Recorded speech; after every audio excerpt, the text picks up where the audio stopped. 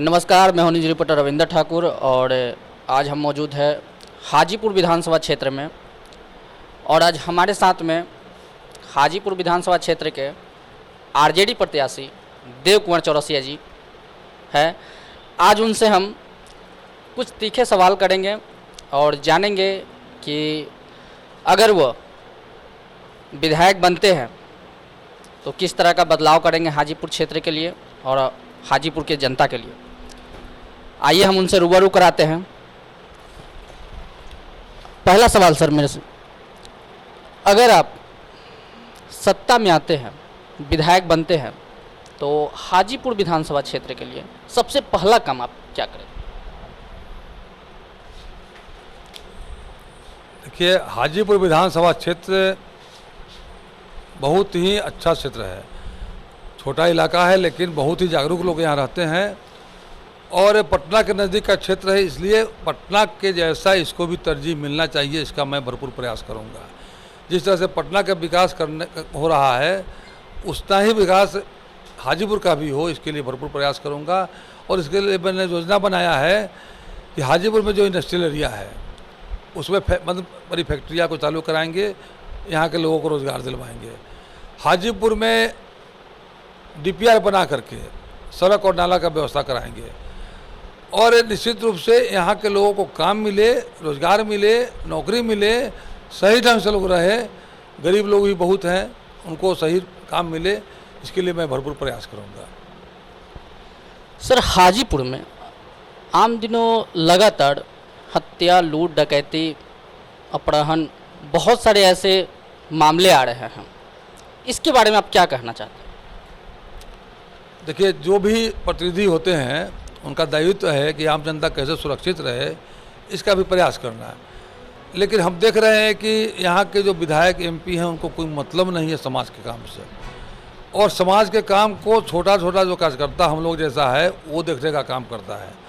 तो हम लोगों का दायित्व होगा कि इस तरह की घटना जो आपने बतलाया है तो घटना नहीं घटे, इसके लिए प्रयास करें। यदि दुर्भाग्य से घटती भी है तो मुजरिम जो हो उनको सजा मिले, इसके लिए मैं भरपूर प्रयास करूंगा। सर, अभी तेजस्वी यादव ने कुछ दिन पहले एक बयान दिया था और बताया था उन्होंने कि अगर हमारी सरकार बनती है तो हम बेरोजगारों के लिए बहुत ही अच्छा व्यवस्था करेंगे और 10 लाख रोजगार पैदा करेंगे। देखिए, तेजस्वी यादव जी युवा हैं, हम लोग के नेता हैं और हाजीपुर सीट से हमको लड़ाने का काम कर रहे हैं। इसके लिए मैं उनको धन्यवाद देता हूं और आदरणीय लालू जी को और तेजस्वी जी को शुक्रिया अदा करना चाहता हूं।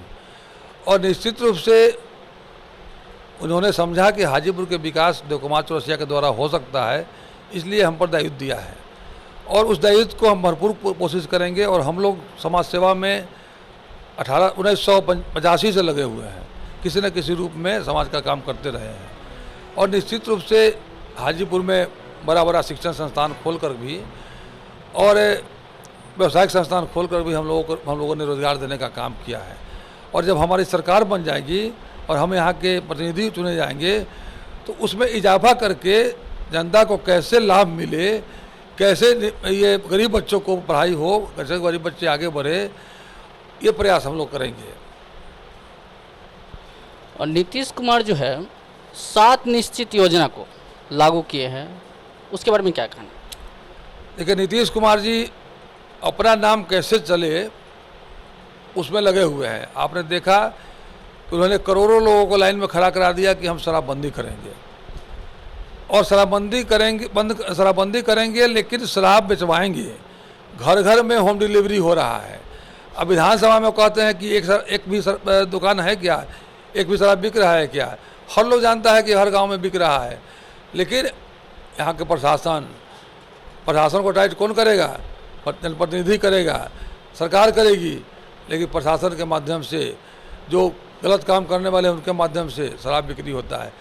उसके बाद कहे कि दहेजबंदी कराएंगे, उसके लिए लाइन लगवा दिए। उसके बाद कहे कि हम जल नल का काम करेंगे, उसके लिए इतना राशि आ रहा है और राशि का दुरुपयोग हो रहा है। टंकी नहीं बनवाएंगे, अपने इलाका में बड़ा बड़ा टंकी नहीं बनवाएंगे, उन्होंने कहा। हर पंचायत में टंकी बनवा करके काम करवाएंगे। टंकी का देखिए कहीं कहीं तो गिर रहा है टंकी, बनते बनते में उलट रहा है। नल का जल जो है सो कहीं कहीं पानी आता ही नहीं टोटी में, नल में पानी आता ही नहीं है। जाके खोल के देखिए, एक घर जो 10 फीट चौड़ा हुआ है 15 फीट में, उसमें 5-5 को नल लगा लिया है, लोग लगवा दिया है ठेकेदार। तो ये सब जनता के पैसा का लूट है, बंदरबाट है। नाली सही से नहीं बन रहा है, पानी नहीं निकल रहा है। जब तक आपका डीपीआर नहीं बनेगा कि निचली इलाका में पानी निकले, केवल 500 फीट नली बना के काम हो जाएगा क्या? वो तो और पक्का नाली हो गया, पानी यहाँ का तार पड़ा रह जाता है। इसलिए डीपीआर बना करके पानी का निकासी का व्यवस्था हो, ये व्यवस्था करवाना चाहिए। वो नहीं करवाएंगे, वो करवाएंगे केवल नाम कैसे हो, कैसे लूटपाट हो कि हमारे अधिकारी कर्मचारी कमाए और उसमें से हमको हिस्सा दे, इसका व्यवस्था कर दिया। सर, अभी शक्ति हत्याकांड मामले में जो पार्टी के वरिष्ठ नेता है तेज प्रताप यादव, तेजस्वी यादव, और दावेदारी भी मुख्यमंत्री के देते हैं, तो उनका नाम सामने आ रहा था। इस चीज़ पे आप क्या कहना चाहते हैं? देखिए, बिहार की सरकार योजनाबद्ध तरीके से अपने जो विरोधी लोग हैं उनको बताने का काम करती है। केंद्र की सरकार भी बताती है तो वो सीबीआई को भेज देती है, ईडी को भेज देती है, जो एजेंसी है उसको पकड़ने वाला उसको भेज देती है विरोधी को, और वही जब चला जाता है उनके पार्टी में स्वच्छ हो जाता है। हर जगह यही हो रहा है। और बिहार की सरकार भी यही है कि किस तरह से फंस जाए, मामला में उलझ जाए, इसके लिए प्रयास करते रहता है। लेकिन उन्हीं के अधिकारी ने जांच करके, जांच अधिकारी ने, एसपी ने अपना रिपोर्ट कल देखे हैं टीवी में, तो बोल रहे थे कि इन लोग का कोई भूमिका ही नहीं है। और जो हत्या हुआ है आपसी रंजिश में हुआ है और ये पैसा का लेन देन में हुआ है। तो वहाँ एसपी कुछ कह रहे हैं, जांच अधिकारी कुछ कह रहा है, और यहाँ इनके प्रवक्ता से बुलवाते हैं।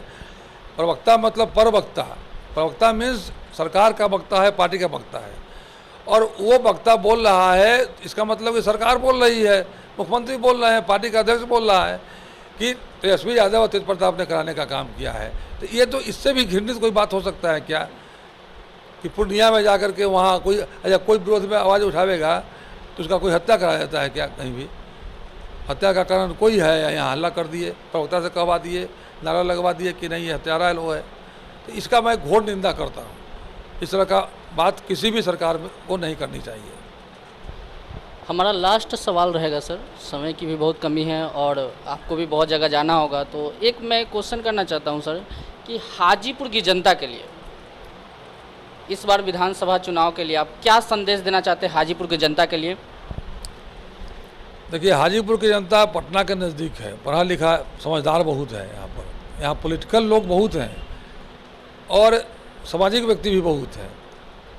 मेरा मानना है कि हाजीपुर की जनता को हमको मदद करेगी, वोट देगी और हाजीपुर से जिताने का काम करेगी, और हम जीत के जाएंगे और हाजीपुर के विकास के लिए हम लोग प्लान करेंगे, और गांव-गांव में, हर पंचायत में, हर टोला में जा कर के लोगों से राय लेंगे, और राय लेके उसमें कौन सा काम प्राथमिकता से करना है उसके लिए योजना बनाएंगे और उस काम को कराने का काम करेंगे, और उसके लिए हम विधानसभा में प्रश्न उठाएंगे, जिला में भी हम लोग प्रश्न उठाएंगे। एक छोटा सा सवाल था सर, आप अभी विधायक प्रत्याशी के रूप में चुनाव लड़ रहे हैं आरजेडी से, और इससे पहले आपका नाम नहीं आ रहा था, लेकिन तभी भी आप पूरे कोरोना काल में अपने होटल को फ्री निःशुल्क किया और बहुत सारे मरीज़ को जो है अपने होटल में जगह दी, पनाह दी, और उनका इलाज होकर के सभी जो है जो पॉजिटिव थे वो निगेटिव होकर के गए। क्या आगे भी अगर इस तरह की घटनाएं आती है या महामारी आती है तो उस चीज़ पे आप क्या कहना चाहेंगे? इसलिए हम लोग सामाजिक काम करते आ रहे हैं, आपको बतला देना चाहेंगे। एक स्कूल हमारे पिताजी ने खोलने का काम किया था, विद्यालय, और उसमें 2.25 एकड़ ज़मीन देने का काम किया था हाजीपुर शहर में, और 2.25 एकड़ ज़मीन करके सरकारी उसको और मैंने उसमें जाके पैरवी करके सरकारीकरण कराने का काम किया था। 70 में स्कूल खुला, 79 में सरकारीकरण हो गया, और उसमें हम लोगों के परिवार के एक व्यक्ति नहीं है। हम लोगों ने उस समय सोचा, बाबूजी ने सोचा हमारे कि यहाँ के लड़के लड़कियाँ पढ़ लेंगी तो उसका विकास होगा, उसके लिए हम लोगों ने काम किया। पुनः 88 में पिताजी के कहने पर ही हम लोगों ने कॉलेज खोला, इंटर कॉलेज, और इंटर कॉलेज में भी 4.25 एकड़ ज़मीन देने का काम किया शहरी क्षेत्र का। तो हम लोग शुरू से करते आ रहे हैं सामाजिक काम, बाकी बाद में टेक्निकल स्कूल वगैरह खुल गया, कॉलेज खुला, ट्रेनिंग कॉलेज खुला, वो अलग चीज़ है। लेकिन बाकी हम लोग सामाजिक काम करते आ रहे हैं, अपना त्याग करके, अपना खर्चा करके करते आ रहे हैं। इसलिए इसमें ये लोग नहीं माने कि इस बार कोरोना काल था तो हम मदद कर दिए, और हमने रिक्वेस्ट करके जिला के प्रशासन को रिक्वेस्ट करके और सीएस को रिक्वेस्ट करके कहा कि यदि ज़रूरत पड़े आपको तो हम जितना होटल मेरा कैंपस है टोटल होटल देने का काम करेंगे, और हमने दिया। और हमें खुशी है कि हमारे यहाँ से करीब 600 से ऊपर मरीज जो पॉजिटिव होकर आए थे निगेटिव होकर के गए, और एक भी कैजुअलिटी नहीं हुआ। ये हमारे जगह की एक बहुत बड़ी देन है कि उस जगह से कोई गलत होकर नहीं गया, और सभी लोग जो खुश होकर गया निश्चित रूप से हमको दुआ दे रहा होगा। आगे भी अगर ऐसी समस्या होती है तो क्या आप इसमें मदद देंगे? आगे भी भगवान न करे कि इसे समस्या आवे, लेकिन समस्या आएगी तो हम लोगों के लिए दरवाज़ा हमेशा खुला रहेगा। इससे भी बढ़ चढ़ के हम काम करेंगे, ये मैं वादा करता हूँ। तो आपने देखा हमारे साथ मौजूद थे देव कुमार चौरसिया जी, और उन्होंने अपना सुझाव बताया, और इसी तरह आप मौजूद हमारे साथ लगे रहिए, मौजूद रहिए रविंद्र ठाकुर के साथ। आगे हम अगले प्रत्याशी से आपको रूबरू कराएंगे।